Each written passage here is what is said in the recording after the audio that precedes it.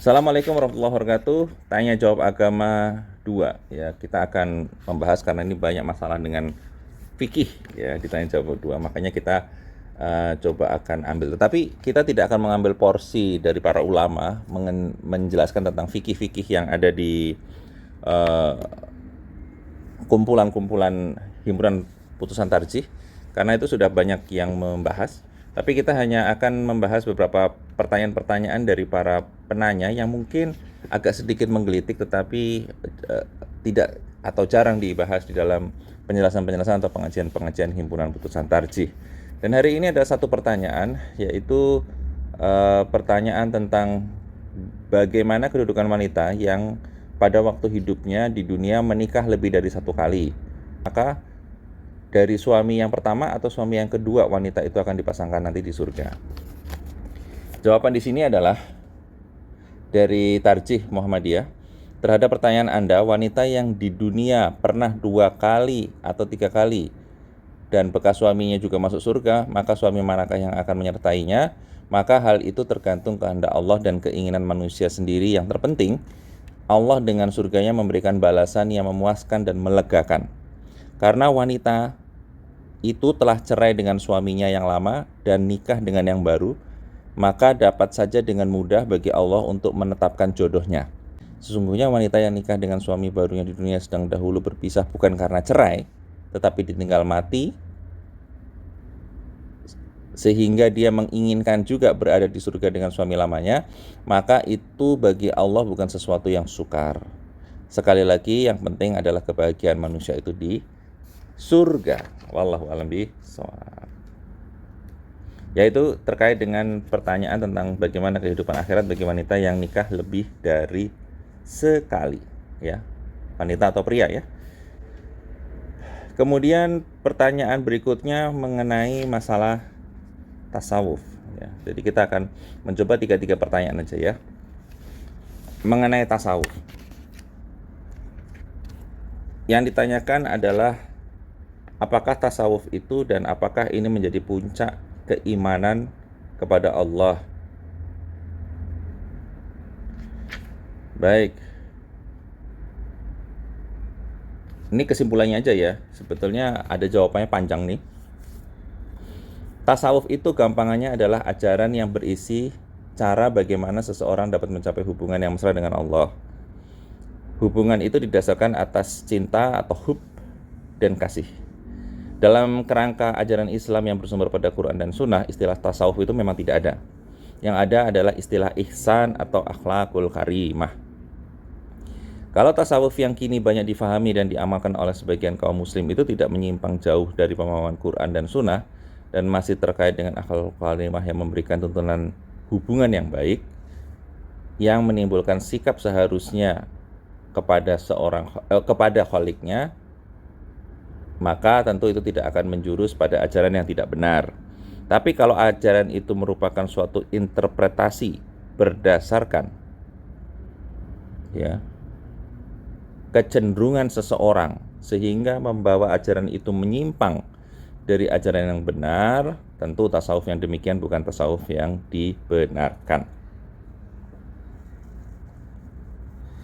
Ya, ini ada juga di dalam surat Al-Imran ayat 7, ya, bahwa adapun orang-orang yang hatinya condong kepada kesesatan, maka mereka mengikuti ayat-ayat mutasyabiha untuk menimbulkan fitnah dan untuk mencari takwilnya, padahal tidak ada yang mengetahui takwilnya. Kemudian hubungan manusia dengan Allah adalah sesuatu yang menyangkut akidah. Perlu dasar yang kuat baik dari Quran maupun sunnah mutawatir. Yang keduanya menjadi sumber utama pemahaman pelaksanaan yang benar. Taraktu fikum amrayni lan ta'dilu ma tamassaktum bihimma kitaballahi wa su'anata rasul. Aku tinggalkan bagimu 2 perkara yang tidak akan sesat selama kamu berpegang teguh padanya, yaitu kitabullah dan sunnah rasul. Jadi kesimpulannya, tasawuf Islam yang berkisar pada akhlakul karimah yang didasari pada Quran dan Sunnah yang kuat tentu dibenarkan. Sedangkan yang berdasar pada interpretasi seseorang yang menjurus pada ajaran yang tidak benar, seperti dengan bacaan tertentu akan menjadikan bertemunya hamba dengan kholiknya, atau dengan meminjam istilah manunggaling kawula Gusti, tentu itu adalah jauh dari tasawuf Islam. Ya, itu adalah pertanyaan tentang tasawuf.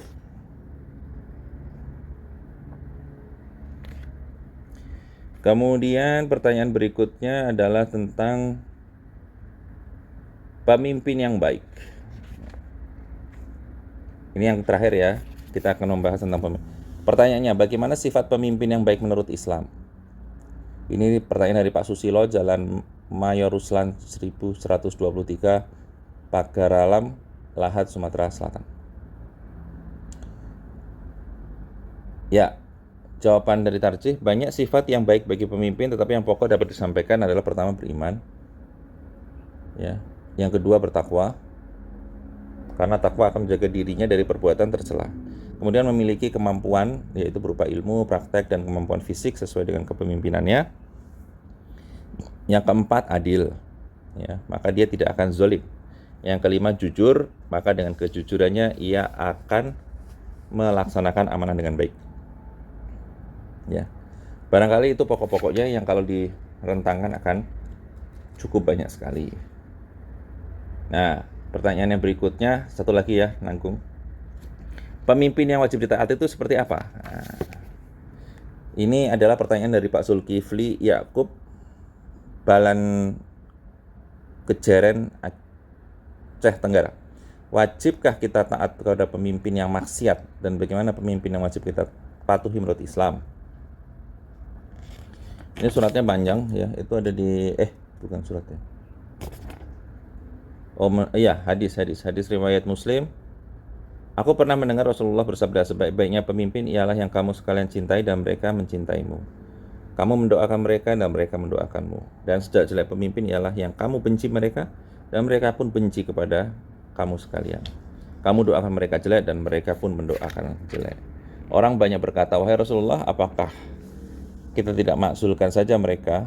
Ketika demikian, Nabi bersabda, tidak, selama mereka menegakkan sholat di tengah-tengah kamu sekalian. Hadis riwayat Muslim dan Auf bin Malik. Jelasnya, secara umum, ketaatan kita kepada pemimpin yang syah jangan sampai pudar, sekalipun pemimpin itu melakukan sesuatu yang tidak kita senangi karena maksiat. Dengan catatan kita tetap beramar ma'ruf dan nahi mungkar dengan cara yang ma'ruf dan tidak mungkar, dan sesuai dengan hadis riwayat Muslim dan Ibnu Umar, yang artinya wajib atas seseorang muslim untuk taat kepada pemimpin yang baik, senang ataupun tidak, kecuali kalau diperintahkan untuk berbuat maksiat, maka tidak perlu dituruti. Ya, saya kira itu radio show hari ini, mudah-mudahan bermanfaat. Insya Allah nanti kita berikutnya akan membahas juga tentang pertanyaan, apa arti kembali kepada Quran dan hadis, kemudian bagaimana wudhu tanpa busana, dan tentang bacaan Rabbi Firli. Ya, insya Allah ke depan kita akan bahas dari pertanyaan-pertanyaan jamaah. Terima kasih atas perhatian Anda di radio show PRM Cinere hari ini. Insya Allah bermanfaat. Assalamualaikum warahmatullahi wabarakatuh.